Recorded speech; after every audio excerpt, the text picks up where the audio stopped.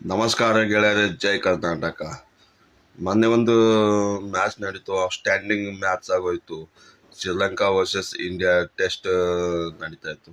ಎಲ್ಲಕ್ಕಿಂತ best batting 5ನೇ ನಂಬರ್ಗೆ ಬಂದು ಮೊಹಮ್ಮದ್ ಸಿರಾಜ್, DSP ಸಿರಾಜ್.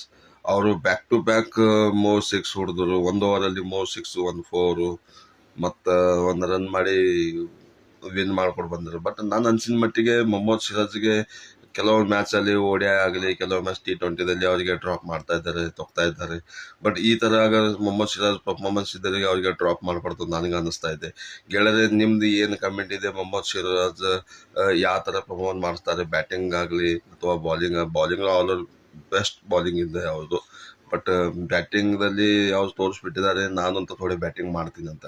ಗೆಳೆಯರೆ, ಮೊಹಮ್ಮದ್ ಸಿರಾಜ್ಗೆ ಬ್ಯಾಟಿಂಗ್ ಯಾವ ಥರ ಆಡಿದ್ದಾರೆ ನೀವೇ ಕಮೆಂಟಲ್ಲಿ ಹೇಳಿ. ಜೈ ಹಿಂದ್.